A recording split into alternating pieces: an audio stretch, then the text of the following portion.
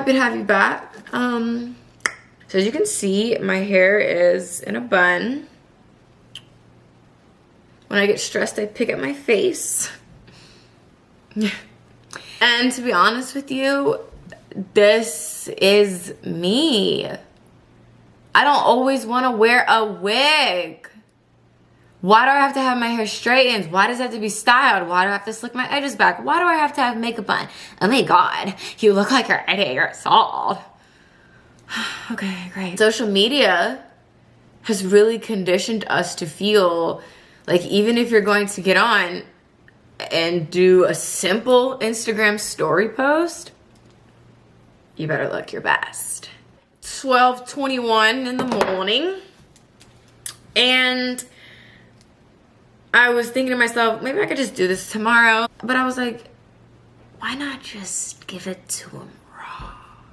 So I've been doing a little thinking. A lot of changes going on in my life. I feel like my world has been flipped upside down. Like the purse is upside down and just shaking every last bit out onto the ground. Chill. I did an exercise. A writing exercise that I want to share. A few pages that I'm going to read with you. When I have conflict, when I have feelings that need to be addressed, I address them. I do not use my friends as my therapist, and as I've grown more emotionally independent, when something happens, I sit with it, as opposed to calling a friend and emotionally dumping onto them. I do have friends I can call in times of need. I got off the phone with my friend Monica tonight. We talked for like an hour and a half. It flew by, girl. That is my soul sister. Hey, Monica. Before I got off the phone with Monica, she was like, you need to write this down. You should write down the thoughts you're having and figure it out, right?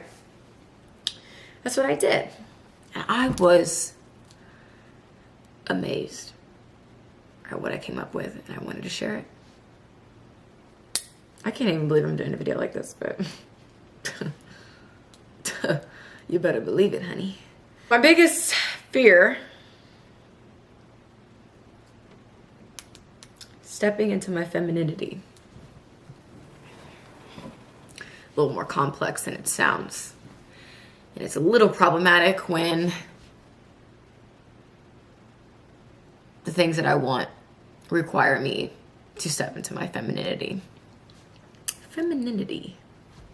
Hope I can say that right the whole video. Why am I afraid to step into my femininity? I don't want to let go of the illusion of control. I see control equivalent to power. I see women who play the traditional role as weak and the lesser. In my mind, I believe being an independent woman allows me to hold on to the illusion of control.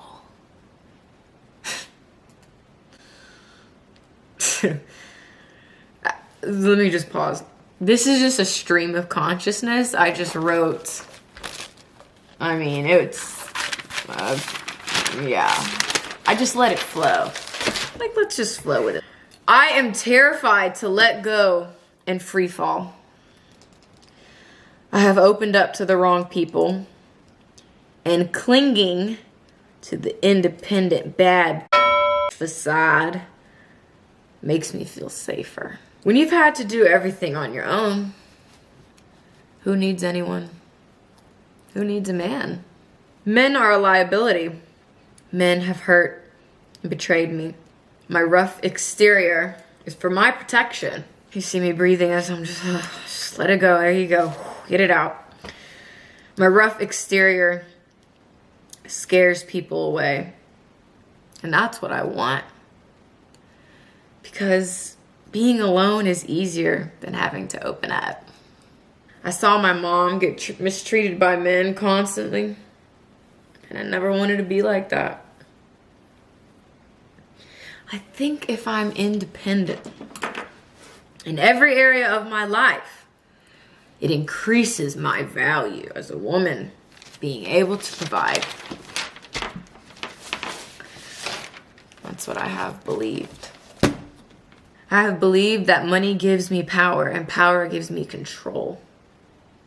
I have abused my power by attempting to control people with what I'm able to do for them financially. If I can do things for you that you are unable to do for yourself, that makes me powerful. And with that power, gives me more control. And that control increases my value. Nobody can hurt me if I hold on to this power.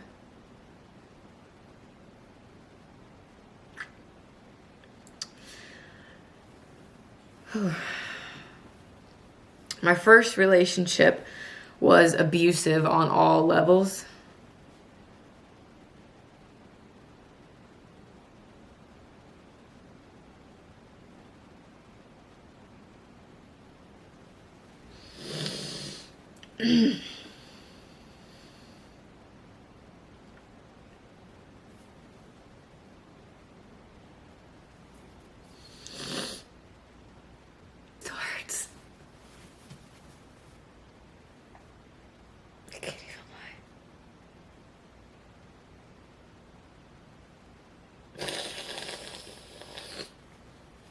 That's why we do it. That's why we do it. We get through it. The verbal insults began to chip away at my spirit. And despite what I show online, at that time, I did not stand up for myself. I allowed myself to be vulnerable with the wrong person. And I equated vulnerability with powerlessness.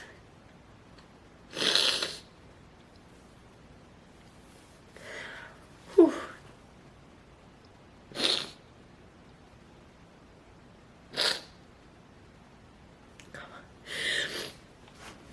In my silence, I became full of rage and bitterness, as you can imagine. And there I am making a joke, trying to laugh, to soften the seriousness of the topic. I'm good at that. I got tired of being pushed around. Because I underreacted for so long, I would overreact. Oh, God. I'm gonna be a mess. It's gonna be a hot one, honey. I put my hands on my first boyfriend. I became so angry that I wanted to make a permanent decision off temporary emotions by harming him. I would watch him sleep. I thought about all the evil things I could do when he was vulnerable and unsuspecting. I saw power in becoming the very thing I despised. I couldn't see the value in being soft, understanding, or open. Independence allowed me to avoid all of my inner wounds. Kept busy. I was really good at reciting what I wanted people to know and what I wanted to talk about. I've been involved with men in committed relationships. I saw power in knowing that the relationship wasn't real.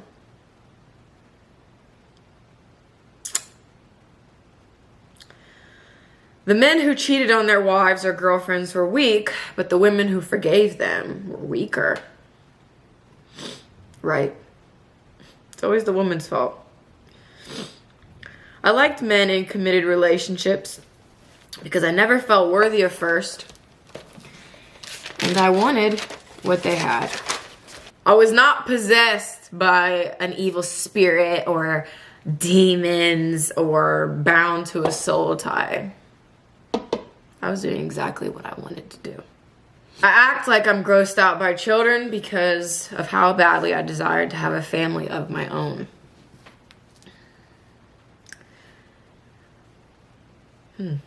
Even just saying that makes me feel gross because it makes me feel soft. It makes me feel vulnerable. It makes me feel seen for who I really am. And I don't like that. I thought if I suppressed these feelings deep enough, I could convince myself that I didn't need a family. Being married and having a family is the biggest dream of mine. All these years, I've always just been like, why try? Because if I don't try, then it lessens the disappointment if I don't get what I want. I want you to think that I'm strong and that I have it all figured out. I'm so perfect. Ironic, isn't it?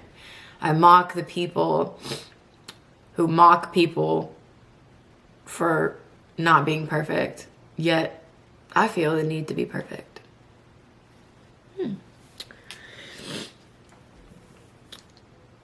I feel like my whole brand has been built on a facade. Like any person who has ever met me in real life would say that I'm different in real life. Like nothing like what I portray on Instagram. And for a while that didn't bother me. Because in my mind I'm thinking like, well, I know who I am. I just know how to turn it on and off. Not realizing what I was putting out there. The more I step into my power, the more that facade begins to disappear. I'm not the facade that I've been portraying online for years. I'm experiencing an identity crisis. I'm 27 going on 28 and I don't have anything figured out. Good news is I have created all my limitations. My power is in my femininity. And just like the mama bear, I can be fierce. I can be strong. But I can also be tender. And I don't have to sacrifice one for the other. I accept me for me, and I'm thankful for the experiences that have brought me to this awareness. Good, bad, indifferent, whatever you want to call it. I'm happy to be here. These growing pains, they're what everyone wants to avoid. But they're inevitable if you want to grow. You grow through it. You go through it. And all of these feelings that come up, you just interview them. Like, where does that come from? What do you need to feel safe? How come you don't want to do this? Like, what are you afraid of? When you are committed to being the best version of you, being healthy, being better, it's not easy. And everyone's journey looks different. So just because someone handled their situation this way doesn't mean it's going to work for you. This is not a one size fits all. What I'm learning is to be gentle with myself as I am embarking on unfamiliar new territory. Like, how am I supposed to know how to maneuver if I've never been here? Like, I've never experienced this before. I was living in illusion and lies. And it's comfortable there, but the thing about not living in your truth is you don't get anywhere. When you are feeling a way, address it. The triggers are treasures because it's leading you to the real gold, honey. Thank you guys for tuning in. And until next time.